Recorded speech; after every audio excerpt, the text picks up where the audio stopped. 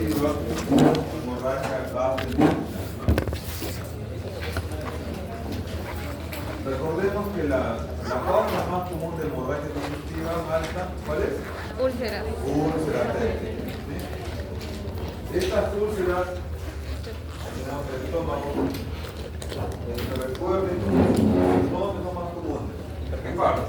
En el ángulo, ¿Recuerden cómo se llama? la incisura angular. Fondo del estómago. En el cuerpo, ¿esto cómo se llama? Antro. Antro. Esto, Píloro. región prepilórica, píloro y Duodeno. las úlceras pueden estar más comúnmente ¿dónde? La incisura angular. En el duodeno, en el prepíloro, en el antro y en el cuerpo. ¿Dónde son más comunes? En el antro y en el duodeno. Ahí son más comunes las úlceras pépticas que causan hemorragia digestiva. Ya, entonces recuerden dónde es el píloro, el duodeno, el antro y el cuerpo bajo.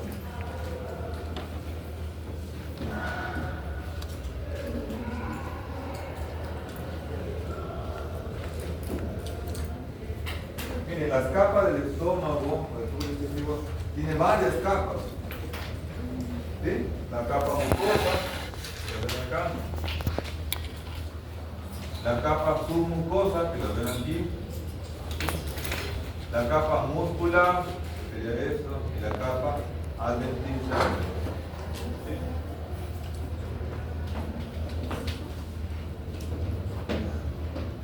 Usualmente, ¿hasta dónde llega la úlcera? ¿A qué capa? Hasta la mucosa. Hasta la muscular de la Hasta mucosa. Muscular la muscular. ¿Cuál? de la mucosa. Hasta la muscular. Nada. Muscular de la Mucosa mucosa. hay. Hasta la muscular. No suele llegar al músculo, a la capa muscular. Muscular. ¿Qué sería esta acá? Muscular acá. No suele llegar al músculo. ¿Sí? Hasta esta capa. Hasta muscular. Mucosidad. Muscular y mucosidad. ¿Qué se llama? O también en español. Muscular la mucosa. ¿Sí? Miren este dibujo de las células en el estómago.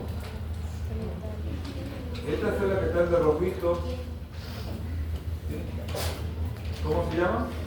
Parietales. ¿Por qué son importantes? Porque el ácido clorhídrico. Porque producen El ácido el ácido clorhídrico. Sí, es el ácido clorhídrico. ¿Sí? Y esta que está a su costado, célula principal. ¿Por qué son importantes? Porque las principales no producen pexinógeno. Pexinógeno. ¿Sí? Pexinógeno. Entonces, ese pexinógeno y ese ácido clorhídrico lo secretan pues hacia afuera de la parte externa. ¿Sí? Pero recuerden pues que toda esta borde está cubierta de qué? de mucosidad. Moco. ¿Sí? Moco. Tiene una capa mucosa, gelatinosa, espesa. ¿Sí? Y esa capa de moco que está por acá es impermeable ¿qué? Al ácido clorhídrico de la pectina. No pasa. Una cesárea no pasa. ¿Sí? Por eso que el estómago se mantiene íntegro, sin úlceras, sin lesiones. ¿Ya? Entonces miren cómo están las células parietales y las células principales. Entonces, como su compañera bien ha dicho, la hemorragia digestiva alta es el sangrado del tubo digestivo por arriba del Ángulo de tres. ángulo. ¿Qué es el ángulo de 3? Donde empieza el yeyunto. ¿Sí? Es el ángulo que divide del duodeno con el yeyunto. Ese es donde empieza el yeyunto. Ahora, la hemorragia digestiva alta causas más comunes, ya lo dijo su compañera, principalmente úlcera péptica, que puede ser en el estómago o puede ser en los dedos. La úlcera péptica es la causa más común de hemorragia digestiva alta. La úlcera en sí, no, el causante de la úlcera. ¿Quiénes siguen frecuencia? Las varices Cuando hay un esofágicas. paciente con hipertensión portal, Muy bien. Y lo pensamos cuando alguien viene con signos de estigmas hepáticos. Estigmas hepáticos. Luego sigue el Mayory Weiss. El Mayory Weiss, el paciente solito del diagnóstico. ¿Qué le va a decir? Estuvo vomitando y después de tanto vómito le vino rasgos sanguinolentos. ¿Sí?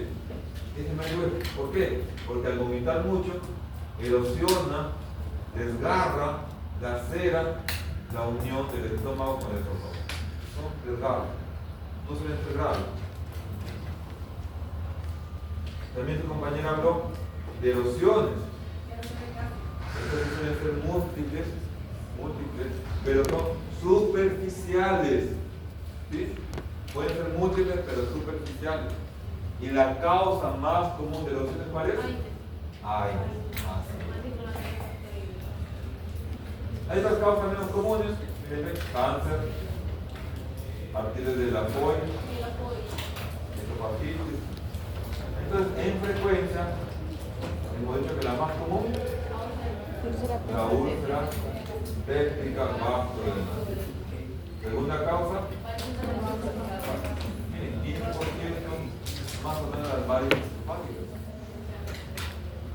Y este conocimiento es importante al aplicar un tratamiento, porque la hemorragia digestiva alta, ¿sí?, se puede dividir en dos grandes formas: la varicial y la no varicial.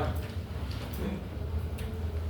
Claro, hemos dicho que la varicial son más o menos 15%, como está ahí, y la gran mayoría es hemorragia no varicial. ¿Sí? No va a ser. ¿Por qué es importante reconocer un paciente con hemorragia varicial? En ambos me voy a medir la presión, en ambos me voy a poner fluidos, cloruros con mi compañera, en ambos le pondré sangre si requiere, en ambos le haré endoscopía. Pero a la hora de indicar el medicamento, en la no varicial, la úlcera gástrica, el Mayory Weiss, la úlcera con neoplasia, ¿qué medicamento voy a indicar? Como su compañera dijo, inhibidor de bomba de protón. ¿Es el más conocido? Omeprazol. Pero yo tengo un paciente con signos de cirrosis, o ya sabemos que es cirrótico y está sangrando, sospecho que es varicial. Aquí no tiene nada que ver el omeprazol. ¿Sí? Si es una hemorragia por dos varices rotas, aquí el medicamento es opioide, que es un análogo de la somatostatina. ¿Sí? Opioide. ¿Sí? Entonces aquí daré omeprazol y aquí daré opioide. ¿Sí? Porque es importante saber una idea de hemorragia digestiva alta varicial o no varicial. Si depende ya concentrado, lo examino, le busco estigmas hepáticos, si le encuentro alguno, debo tener la sospecha de manejarlo como varicial. Si no le encuentro nada, manejaré como no varicial. ¿Ya? Es la importancia de poder dividir. Y tus compañeros han hablado, ¿no? Hematemesis, vómito con sangre. ¿Sangre rojo clara o rojo oscuro? Rojo clara. ¿Ah? Clara sí es en el alto. De las dos. Así es. El paciente que viene con sangrado rojo claro, doctor, tiene sangrado rojo vivo, sangre viva, ¿qué indica? Un sangrado reciente. Pero también este famoso vómito en pozo de café. ¿Y por qué llama pozo de café? Porque este ve como el concho, ¿no? El café. pasó café. Entonces el paciente vomita color oscuro, como pozo de café, también indica sangrado digestivo alto. ¿Sí? También indica sangrado digestivo alto. Solo que es un sangrado digestivo que ya lleva horas de sangrado. No ha sido inmediato. ¿Ya? No ha sido inmediato. ¿Sí? Ahora, el otro signo de hemorragia digestiva alta, ¿cuál es? Melena. La melena, como su compañera también lo dijo, es una deposición negra, ¿no? Semi líquida o pastosa o semi aguada, brillante, mal olor y color como ves, ¿no? Ahora, de los dos, del hematemesis o melena, ¿cuál creen que es más específico, más propio de hemorragia digestiva alta? ¿La hematemesis o la melena? ¿La?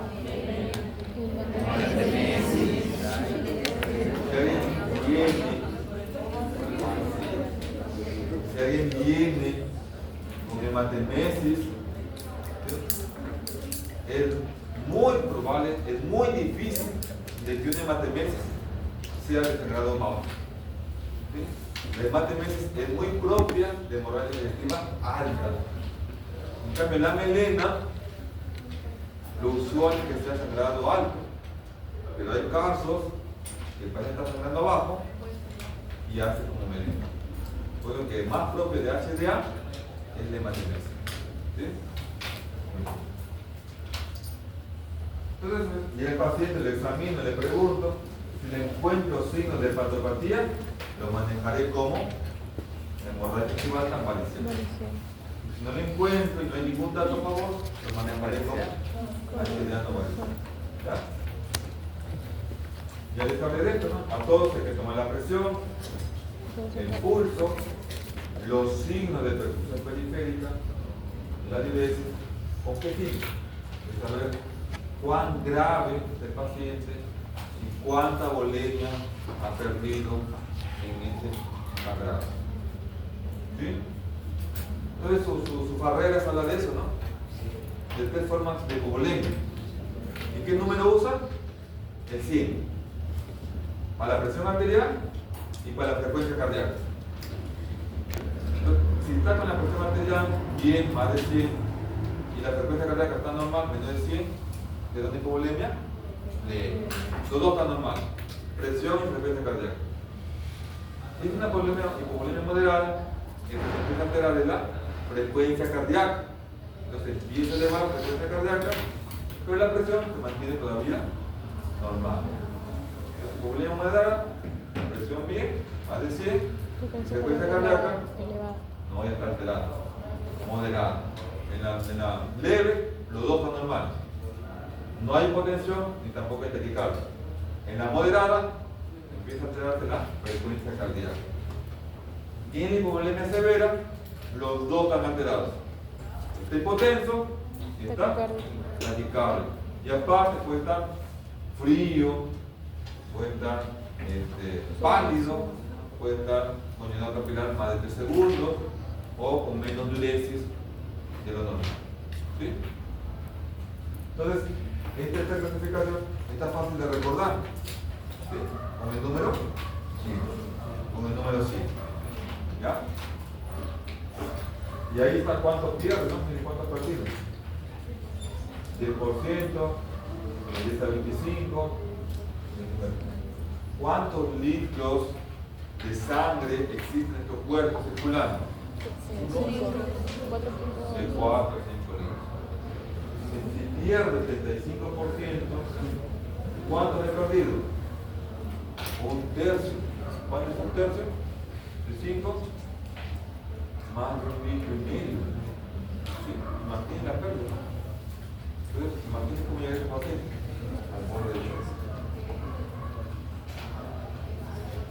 La endoscopía, pues, es lo ideal para saber por qué ha sangrado.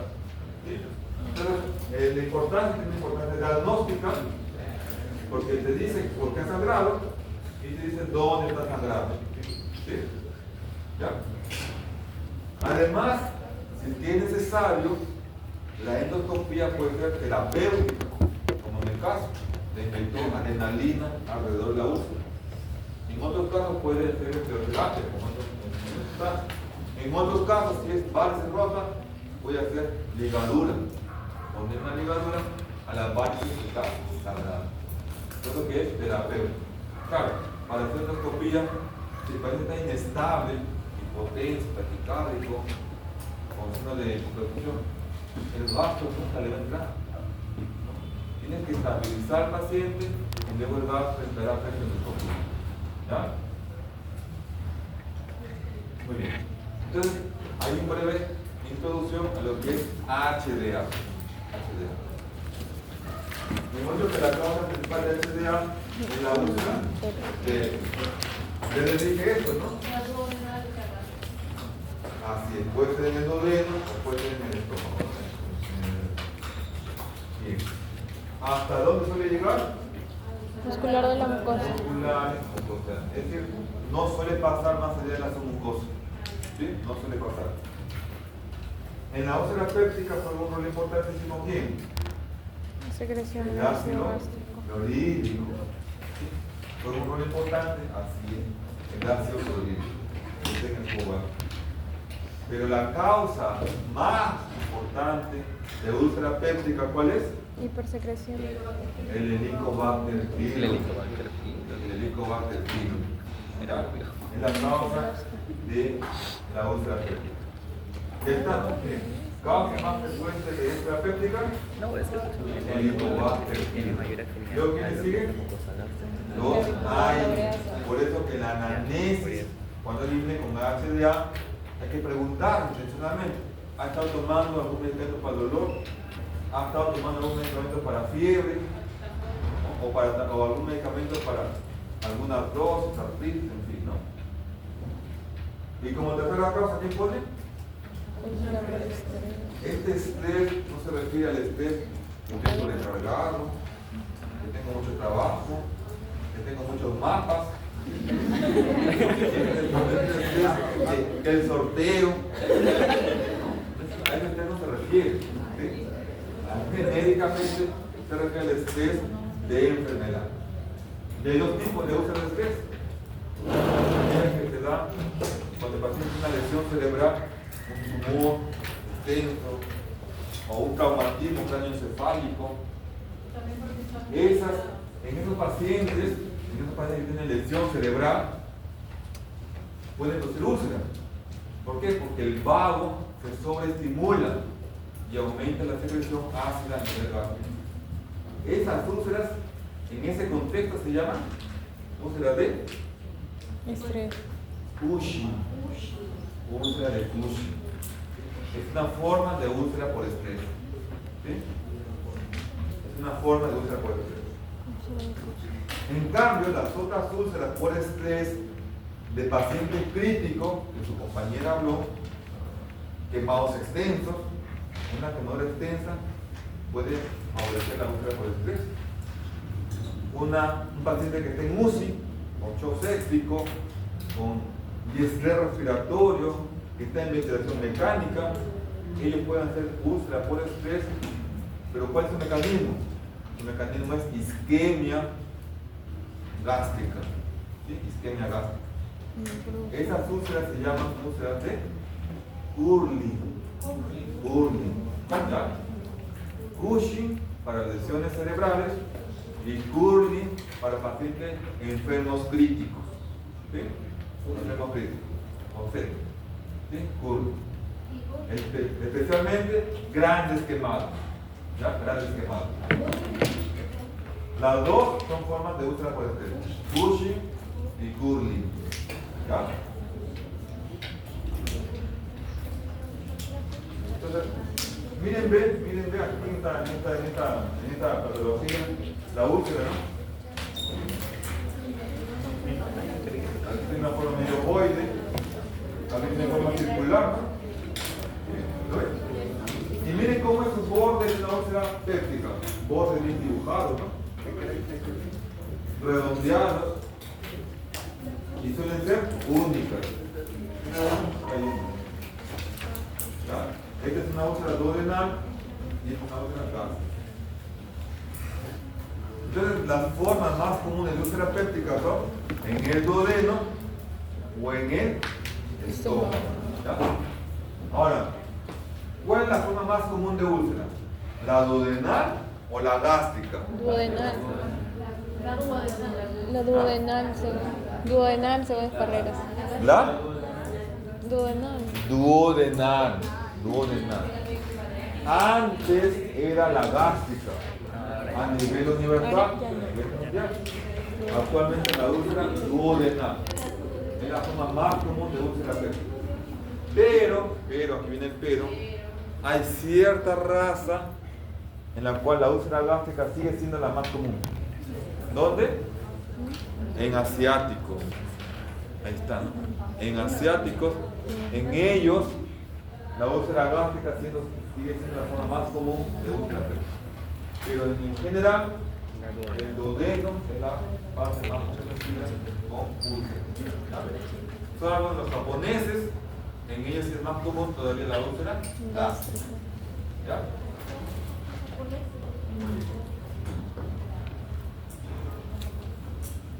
Ahora, la úlcera gástrica es de gente anciana o de gente adulta joven. La adulto añoso, así es. Es de gente adulta.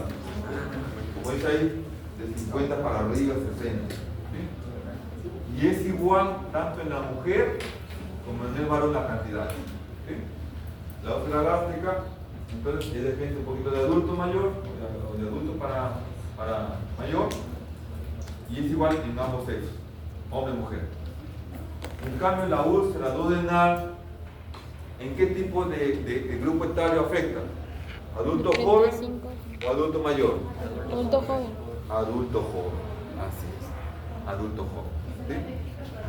La de duodeno, las dos son pépticas, ¿ya? Las dos son pépticas, pero la de duodeno es más de gente más joven, ¿no? Y la duodenal, ¿es de varón o más común en la mujer? Igual también. Igual, varón. Antes era más común en el varón, No sé cuál es, ya es. y es lo que es el POR, pero el POR Actualmente. es del 2019, ¿no? ¿Quién es la última versión? El Ferreras Pero el Ferreras dice que en la actualidad es igual en ambos sexos. Es igual en ambos sexos. Igual, ¿sabes? Entonces, resumen, la úlcera gástrica es más de gente adulta mayor, la duodenal de adulto joven. Tanto la úlcera gástrica como la úlcera en el duodeno es igual en el hombre y en la mujer. ¿Ya? Es la conclusión. Antes era más común la úlcera gástrica y antes era más común en el varón la úlcera duodenal. ¿Ya? Actualmente es igual en ambos sexos. ¿Estamos?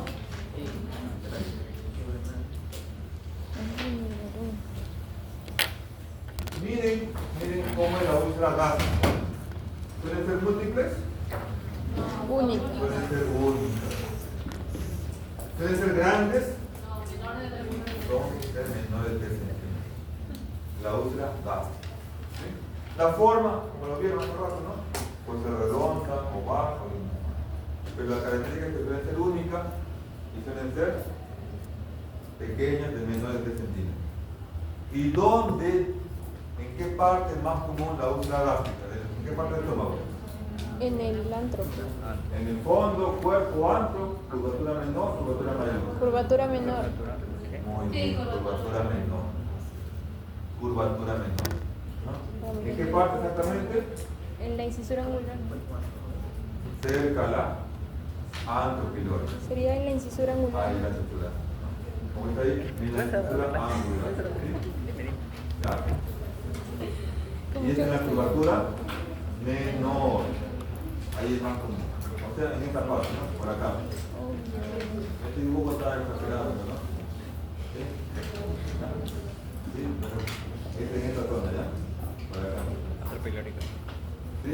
En la curvatura menor y es más común la úlcera gástrica cerca al en el antro pilórico, ¿no? Ahora, hay casos en el cual la úlcera gástrica aparece junto con la duodenal, las dos al mismo tiempo. ¿En qué porcentaje? 10%. Puede tener úlcera en el duodeno y también úlcera en el estómago. Pero no es lo común, ¿no? Solo 10%.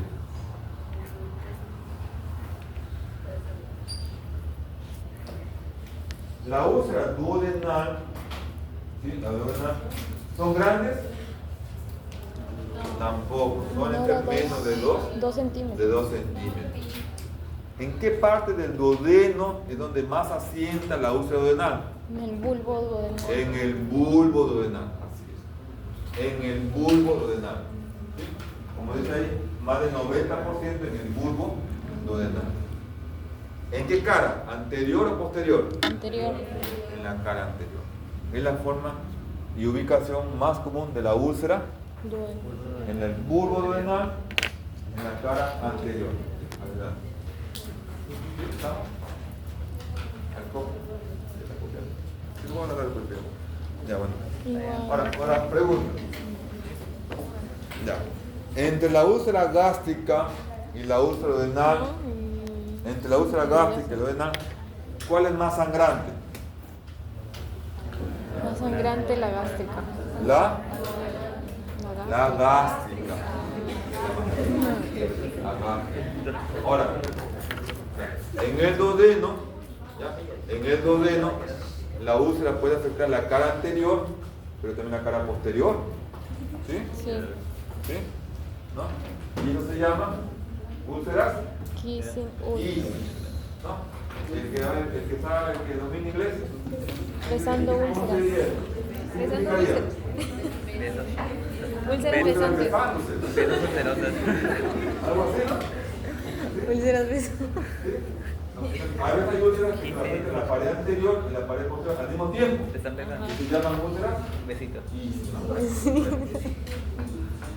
Cuando hay Úlceras esto, besadoras. cuando hay úlceras tanto en la parte anterior como en la cara posterior del duodeno, se llama así. ¿Cuál de las dos partes es más peligrosa? ¿La de cara anterior o la de cara posterior? Más peligrosa. ¿La de cara? Posterior. Posterior. ¿Sí?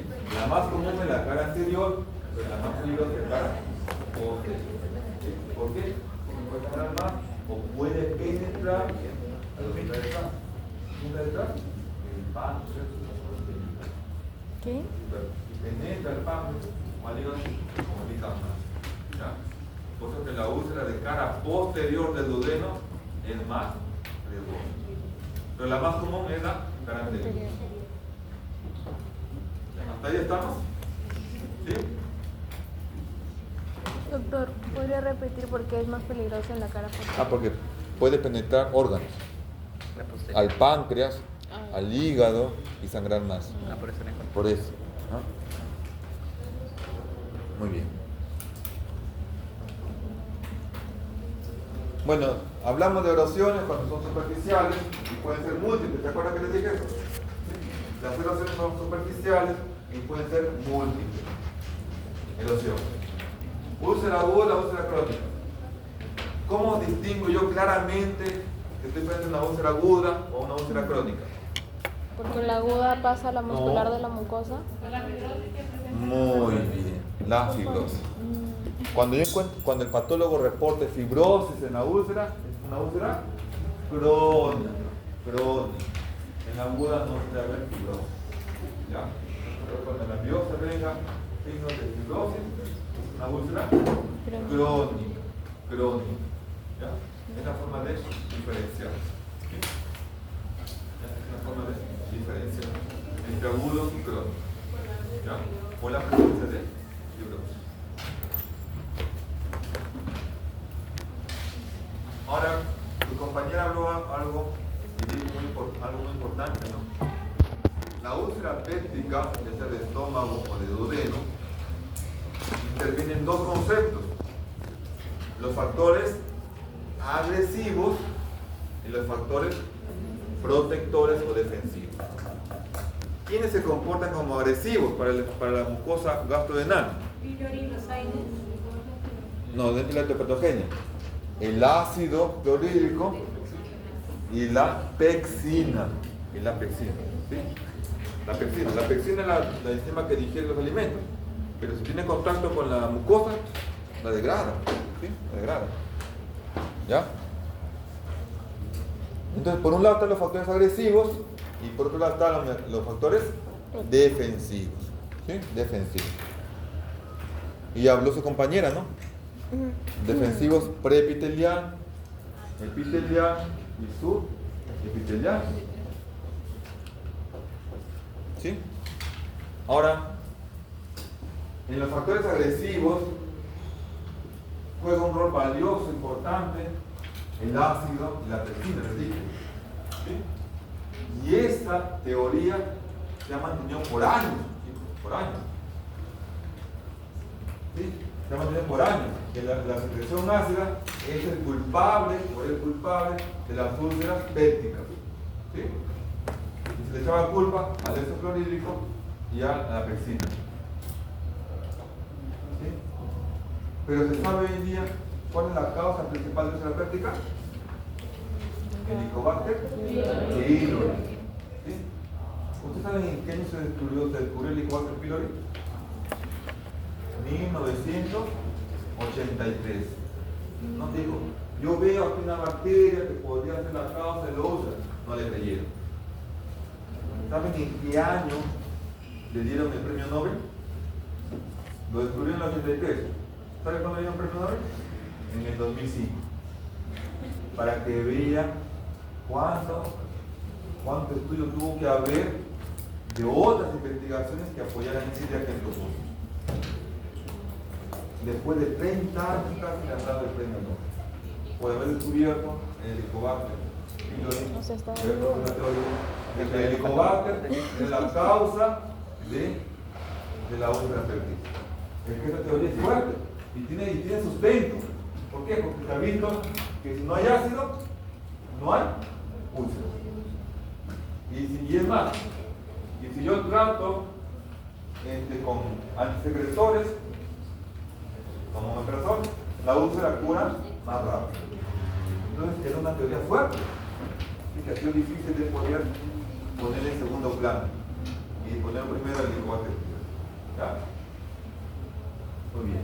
Entonces esa es la importancia pues, de la secreción ácida. ¿Ya? Que es un factor predisponente, favorecedor de las úlceras pépticas. Pero no se dieron cuenta, no se pudo saber en ese tiempo que el exceso de secreción ácida no era un problema por sí del paciente, sino que el propio Helicobacter hacía que se produzca más ácido. Los confundía, ¿no? Le echaban la culpa al ácido pensando que el paciente producía más ácido, pero en realidad era que el Helicobacter en algunos tipos de úlcera hacía que el estómago produzca más ácido.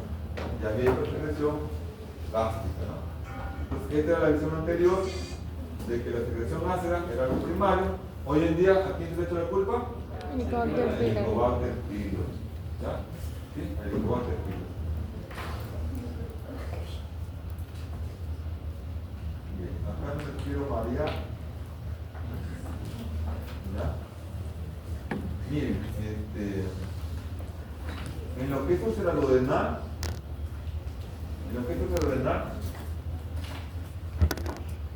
hay un estado de hipersecreción ácida. ¿Sí? Y lo que es en la úlcera gástrica, hay úlceras con secreción normal o con secreción incluso baja de ácido clorhídrico, igual se forma la úlcera. Entonces aquí la conclusión es que las úlceras gástricas pueden ser con secreción ácida normal o baja, pero las úlceras antrales o prepilóricas, ¿no? O úlceras duodenales Hipersecreción. siempre suelen ser con hipersecreción ácida. ¿Ya? Entonces, de esta parte de las diapositivas, lleven esa idea. Las úlceras duodenales y las prepilóricas suelen cursar con hipersecreción ácida, mientras que las solamente gástricas pueden ser con secreción ácida normal o incluso Baja. disminuir. ¿Ya? O incluso disminuir. ¿Sí? Ahora, ¿cómo se explica Yo cogí. de que la... ¿Cómo se explica de que en el duodeno esté el Helicobacter pylori y produzca más ácido? Si el duodeno ya no produce ácido clorhídrico, es que el Helicobacter tiene la capacidad de hacer que las células del duodeno se conviertan en células gástricas. ¿Sí? Y ahí favorece la secreción ácida. Eso se llama metaplasia gástrica. Se llama metaplasia gástrica. Y de esa manera produce más ácido. Entonces sus compañeros, cuando hablaron de úlcera péptica, habló factores agresivos, factores defensivos. ¿Cuáles son los factores protectores o defensivos? El moco, el bicarbonato, el flujo sanguíneo de los vasos que están debajo de la mucosa y la capacidad de regeneración celular. Aquí con su compañera. Aquí, jóvenes, este es el epitelio. ¿Sí? Este es el epitelio. Las células del estómago, las células epiteliales. Estos serían los elementos defensivos epiteliales. Lo que está por arriba sería preepitelial, lo que está debajo subepitelial. Aquí arriba hay una capa de ¿qué? De moco. De moco. Y el por dice que hay dos tipos de moco. El moco hidrosoluble y el moco no soluble. ¿Sí? El moco hidrosoluble es el que está en contacto con el alimento y se desprende de vez en cuando. ¿Sí? Este moco, ¿por quién es producido? Por la célula epitelial, pero favorece por quién? Por la prostaglandina. ¿Sí? Por la prostaglandina. ¿Ya? Debajo del moco está la producción de bicarbonato. Y el bicarbonato alcaliniza el ambiente. ¿Sí? ¿Y este bicarbonato de dónde viene? ¿Quién favorece la producción de bicarbonato? La producción prostaglandina. Por eso que la prostaglandina juega un rol valioso en la protección de la capa mucosa. Entonces, este moco que está aquí es impermeable al ácido clorhídrico, es impermeable a la pepsina. ¿Sí? Este moco. ¿Sí? Este moco es importante, ¿no? ¿Ya? Entonces, los pacientes, por ejemplo, con úlcera de Curly, ¿sí? En el cual hay hipoxia, hipotensión, están en shock, en ellos pues, el mecanismo es isquemia. ¿Por qué? Porque hay menos aporte sanguíneo y eso produce menos prostaglandinas, menos bicarbonato, más fácil que se procede. ¿Sí? En lo que es úlcera de Curly. ¿Ya? El AINE también actúa acá, pues, ¿no? El AINE actúa bloqueando la formación de prostaglandinas y produciendo vasoconstricción. ¿Sí? Los AINE. Y por ello pues, hace que la célula tenga menos nutrientes, menos oxígeno y menos producción de prostaglandina. ¿Ya?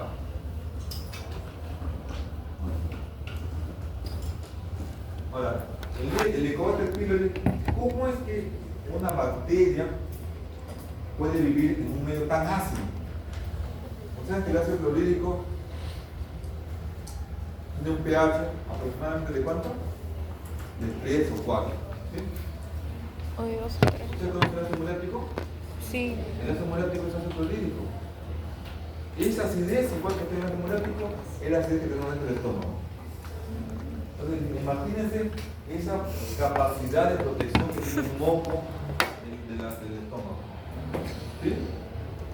Entonces, pues, ¿y cómo es que el Helicobacter pylori puede sobrevivir? ¿No? Entonces, miren, miren, el Helicobacter pylori cuando llega al estómago, ¿ya? Cuando llega al estómago, Es astuto. ¿Sí? Es astuto. Primero, que su forma espiralada y sus flagelos le ayudan a poder moverse en el estómago, en la capa del moco, en el epitelio. El helicobacter tiene forma de espiral, no es recto, es medio curvilíneo. Es como el sacacorcho, ¿no? ¿Por qué creen que el sacacorcho es en espiral? Porque más fácil penetra al corcho, igual el helicobacter. Esa forma de espiralada, curvilínea, le facilita poder entrar más rápido por las estructuras. Y más aún, empujada por quién? Por su flagelo, le da más movilidad. Aparte, el Helicobacter pylori tenía una sustancia llamada ureasa, de urea, que convierte la urea en amoníaco. Y el amoníaco, ¿qué pH tiene? Alcalino. Entonces, con un amoníaco, una capa de amoníaco, y esta capa de amoníaco le envuelve al helicobacter. Entonces, ¿se protege de quién? Del ácido, ¿no? Del ácido. Se protege del ácido. ¿Sí? Entonces, le ayuda a poder vivir en el medio ácido y rápidamente moverse hacia debajo de la capa mucosa, porque acá el pH es alcalino, acá está el bicarbonato.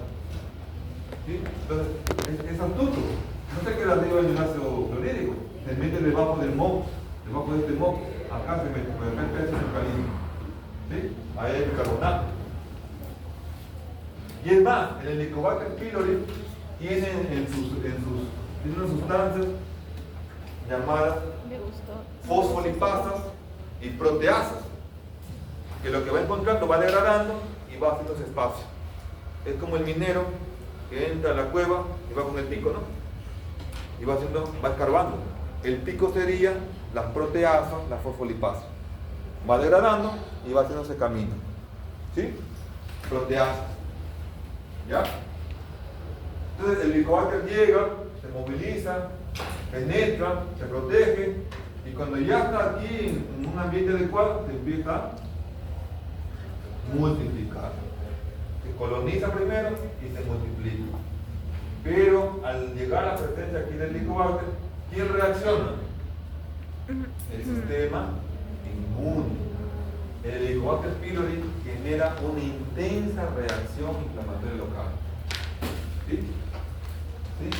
Y sobre todo atrae polimorfos y a la larga atrae o facilita la proliferación de linfocitos. ¿Cuáles linfocitos? ¿B o T? T. ¿Linfocitos? B. Linfocitos B. Incluso puede formar folículos de linfocitos B. Linfocitos B. B labial. ¿Ya? B labial. ¿Ya? B de B. Así es. ¿Ya? Públicalo. Facilita mucho la formación de folículos linfoides, pero B. Y es más, miren, el Helicobacter tiene otras sustancias más. Déjame hablar de dos sustancias más. El Ka y Ba-A. Miren, el Ba-A es una sustancia populizante. Lo inyectan, no sé, acá hay un pico, una tendidura, le inyecta estas sustancias y las células empiezan a populizarse. Y se muere, pues, ¿no? La célula. Entonces, el Helicobacter va siendo, pues, degradando esta zona, proteasa, fosfolipasa, disminuye la producción de moco, viene el ácido clorhídrico, viene la pexina y va degradando, ¿no? Y aparte del BAC-A, el Helicobacter pylori tiene una sustancia llamada CAG-A. CAG-A. ¿Cuál de las dos es la más importante y agresiva sustancia? ¿La CAG-A o la BAC-A? BAC con B chica y CAG con C. La CAG-A. Estaba escapando la verdad. ¿Por qué? Porque Oye, tú los te helicobacter, pases. los helicobacter que producen CAG-A, los helicobacter que producen CAG-A son más agresivos. ¿Por qué? Porque esa proteína es procancerígena. Esa proteína es llamada una proteína oncoproteína. ¿Ya?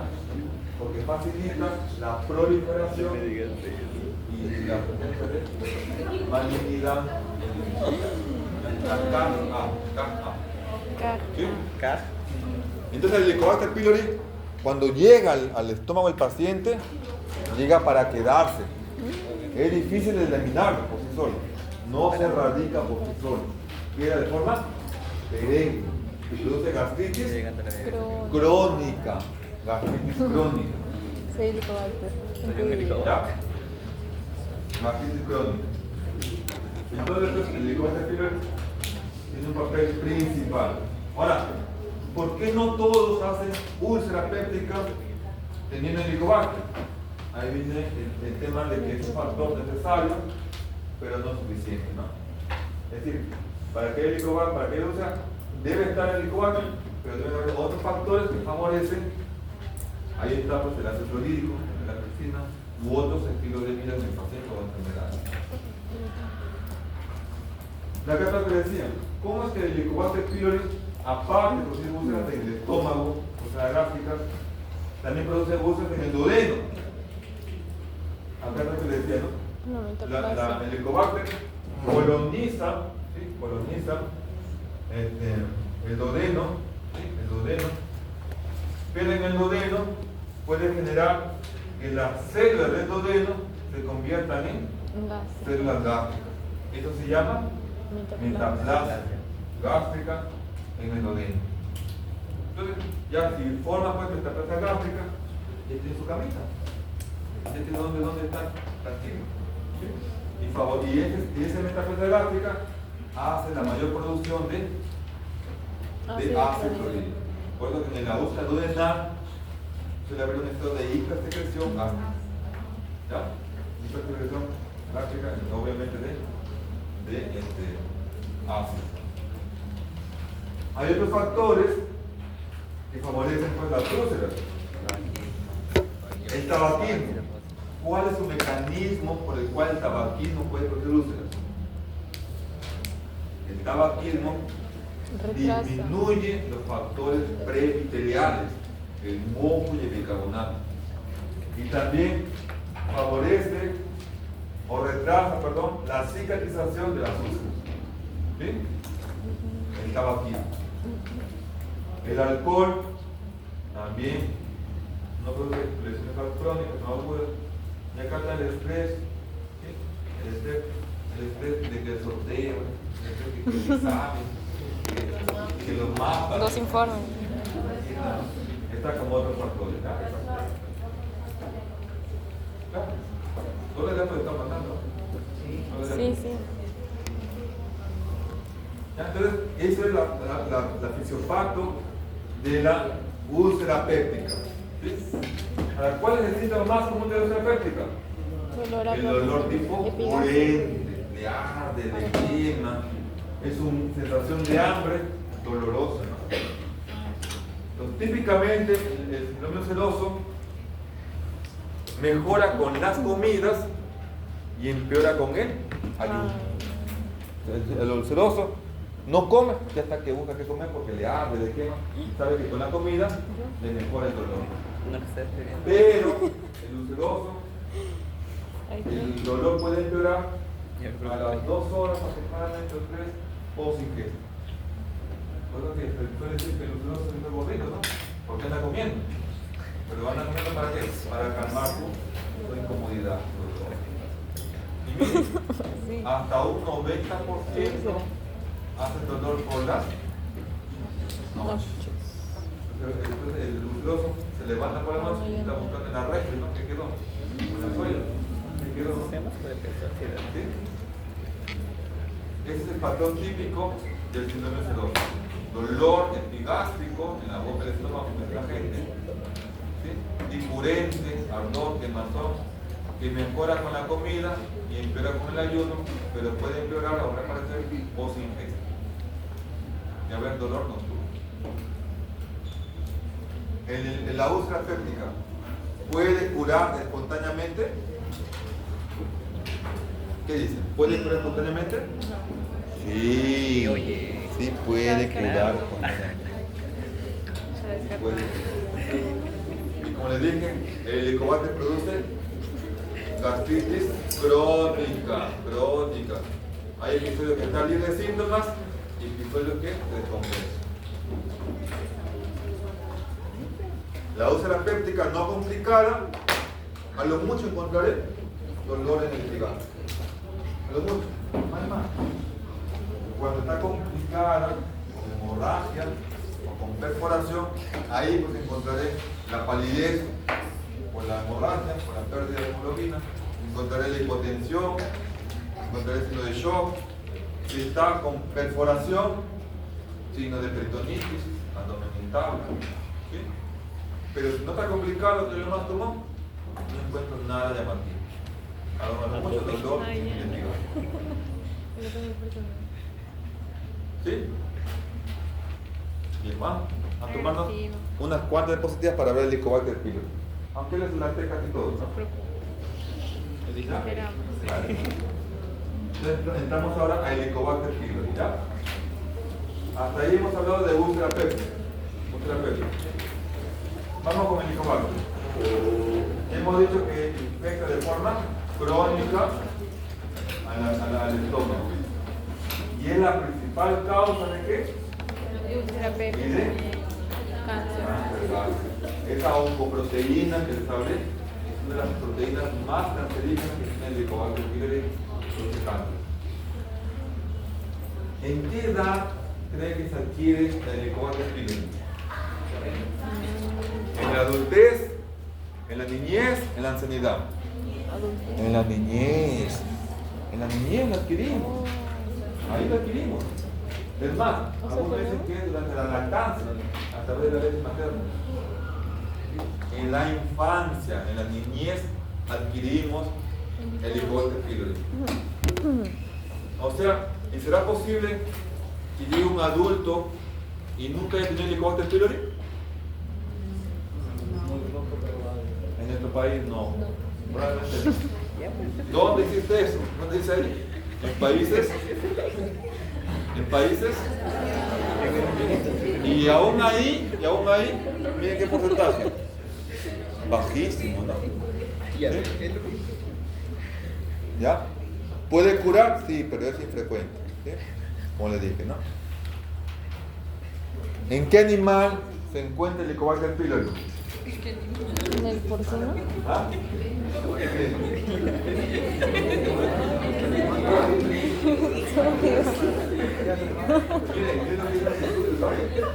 No se ha encontrado el Helicobacter en otros animales, salvo el rosenal. Solamente el Helicobacter queda en el estómago humano. Sí, verdad. No se encontró hasta el momento el Helicobacter en otro ser vivo. Solo en el ser humano. Puede decir que el único reservorio conocido por el momento, el estómago humano.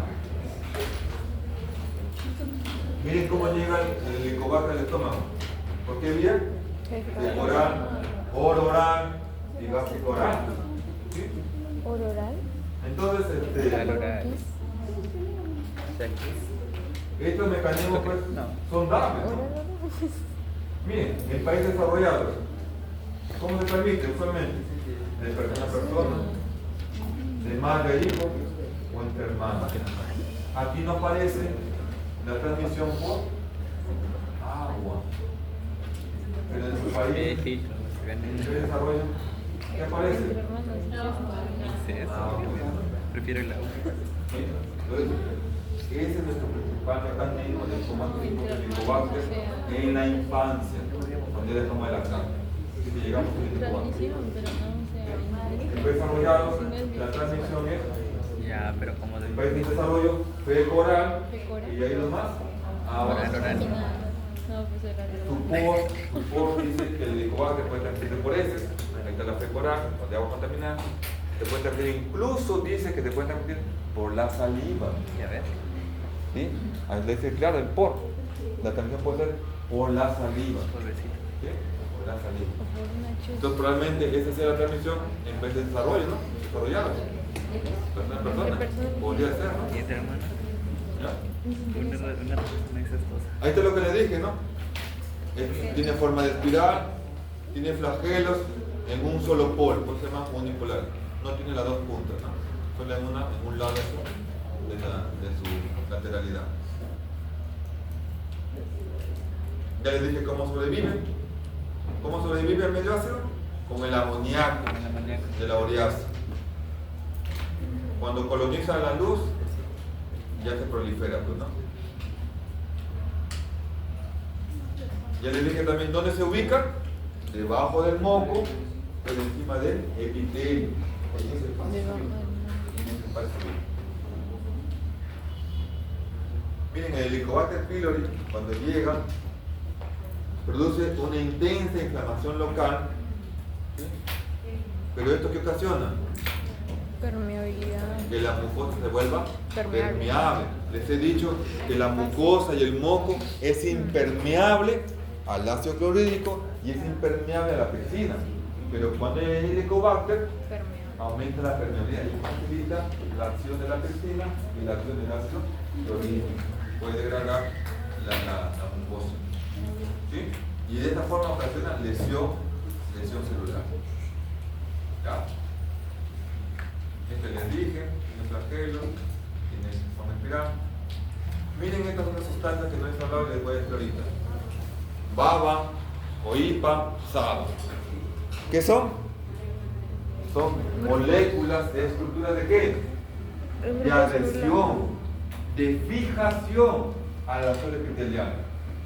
Miren, el Helicobacter tiene capacidad de moverse, porque está en espiral y tiene flagelo. Tiene capacidad de protegerse con el amoníaco contra la ureasa. Tiene capacidad de destruir tejidos con la proteasa y fosfolipasa. Ahora encima tiene la capacidad de fijarse al epitelio. ¿Y en qué le ayuda esto? En que no puede ser removido, no puede ser arrastrado, ¿sí? Con el contenido gástrico.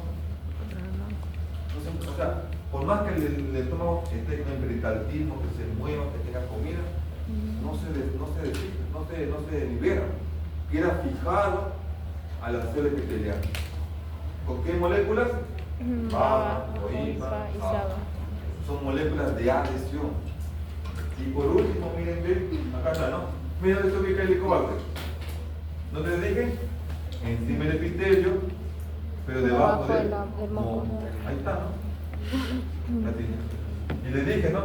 ¿Qué folículos puede formar? ¿De qué linfocitos? B. Ahí está un folículo linfoide. Y en este folículo linfoide es donde puede transformarse luego en linfoma. Por eso que el Helicobacter puede producir linfoma tipo mal, o sea, del tejido linfoso. Linfoide, y aquí puede producirse los linfomas. ¿Ya? Ya les dije esto, ¿no? Tiene ureasa, forma amonio, tiene fosfolipasa, degrada lo que encuentra, degrada el moco, proteasa, degrada el moco, y es más fácil meterse debajo del moco en el epitelio. Y para remate, tiene esta sustancia, tiene catalasas y superóxido de mutasa. ¿En qué le ayuda esta sustancia? A defenderse cuando se encuentre con quién. Con el polimorfo. ¿Sí? Le ayuda a defenderse del polimorfo con esta sustancia, con la catalasa y la superóxido de mutasa. Es una materia como un soldado completo, ¿no? Es una verdadera. O sea, en una batalla tienes todas las de ganar. Tiene de todo, ¿no? Ahí está lo que les dije, ¿no? K-A. K-A. ¿No he dicho? K. Igual acá. Va-A. ¿No he dicho? Va. Entonces, de estas dos, ¿cuál es la más importante? ¿Por qué? Porque procancerígeno. Y aparte causa un inflamación. Es procancerígeno. Es la más estudiada. ¿Sí? Y la VA causa vacuolas, es vaporizante. ¿Sí? La caja es procancerígena. Hace que las células se multipliquen y termina en cáncer. ¿Ustedes han escuchado la cascada de Correa Pelayo? ¿No? Lo buscan, ¿no? Cascada de Correa Pelayo. Lo buscan, ¿ya? Cascada de Correa Pelayo. Pelayo. Con P, ¿no? Pelayo. Con Y, ¿ya? Bien. Miren, esta caja de por sí es más agresiva, es más virulenta y procancerígena. Pero si aparte tiene esta repetición de aminoácidos, llamados cepillas, lo hace con mayor actividad biológica. O sea, si a alguien le cayó esta helicobacter, Ya vale, oye. ¿no se lo cuenta? ¿Sí? Porque si tiene todo esto, esta espilla hace que esta sustancia tenga más actividad biológica. Pelayo. ¿Para qué es? ¿Para qué actividad? El cáncer gástrico. ¿Sí? Entonces, para cáncer gástrico, uno es el helicobacter, otro es el Ka y la otra sustancia es la epidemia.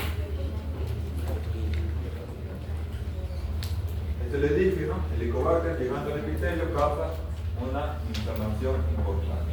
Esto trae neutrófilos y otros linfocitos, ¿no? Ahí está. ¿Qué linfocitos? Linfocitos B. Y aquí es donde puede afectar los linfomas, ¿no? Ahí está. El linfoma mal, tipo G. ¿Dónde asienta? En los folículos linfoides. Ahí es donde puede mayor riesgo de transformarse en linfoma. Ahí está, ¿no? Folículo linfoide, esto después puede transformarse en linfoma. En linfoma. Bueno, entonces les hablé, causa inflamación, todas las citocinas inflamatorias. Y el helicobacter, como les dije, produce un estado de hipersecreción gástrica, especialmente las úlceras duodenales y las antrales. Las del cuerpo no son neprocitas. Ahí está, hipersecreción ácida o hiposecreción ácida. El helicobacter producirá gastritis aguda. Ya, crónica se produce, ya no hay duda. Ya hay dos formas, ¿no? Crónica activa y crónica multifocal. ¿Sí? ¿Sí? Pero, ¿podrá producir gastritis aguda? ¿Qué dice?